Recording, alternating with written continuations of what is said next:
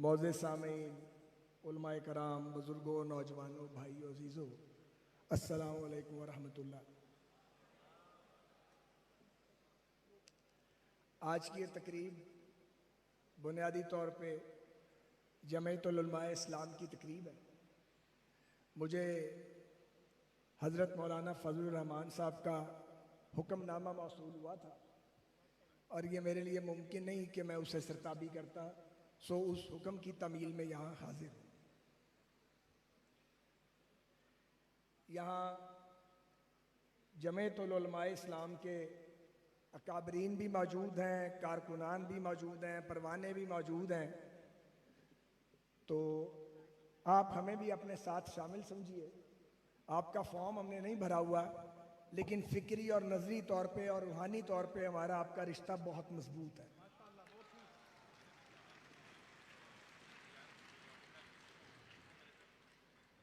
इसमें कोई शक नहीं, कोई इसे तस्लीम करे या तस्लीम ना करे।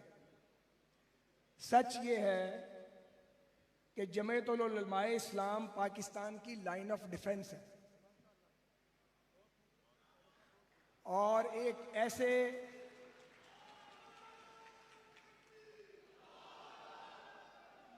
ऐसे पुरआशूब अहद में जब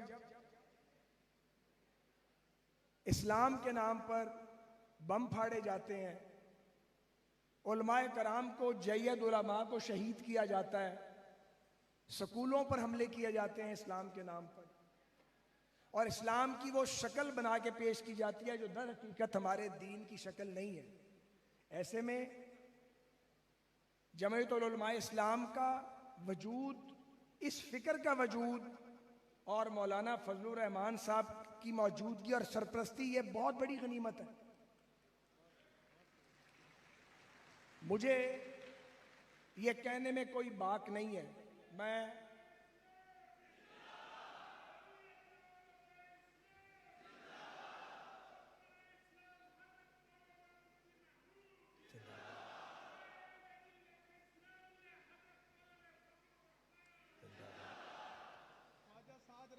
नहीं, बस मेहमान का भी लगा, ख्वाजा साद रफीक। मुझे बस नहीं प्लीज, मैं बहुत सारी खिदमतों का भी गवाह हूँ और अब सियासत के इस मैदान में निस्फ सदी से ऊपर गुजर गई है।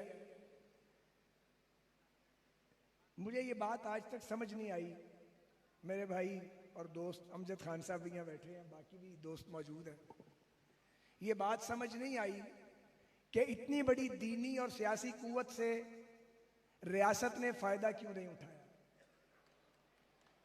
ये बात मेरी समझ से बालातर है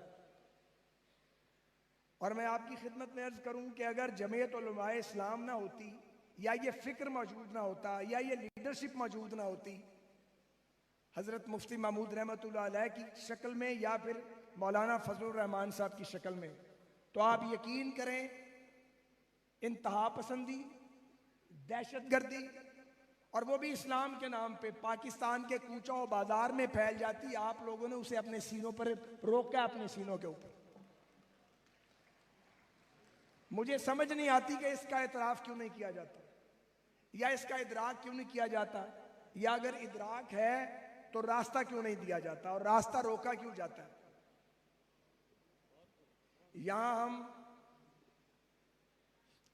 सैयद सुलेमान गिलानी साहब की रहलत के हवाले से उन्हें खराज तहसीन पेश करने के लिए इकट्ठे हुए हैं।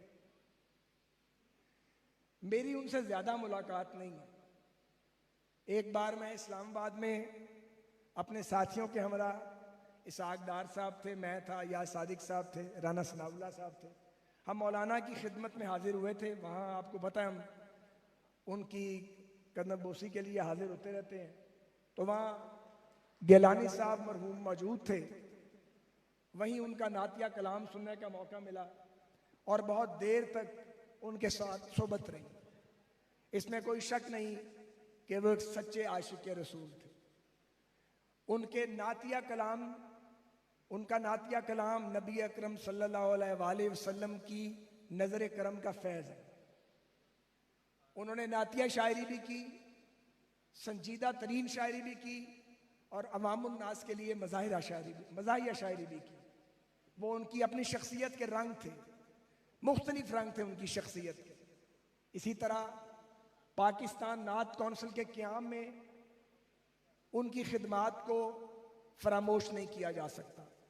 उन्होंने अपने अजीम वालिद सैयद अमीन गिलानी साहब की रवायत को न सिर्फ जिंदा रखा बल्कि उसको आगे बढ़ाया।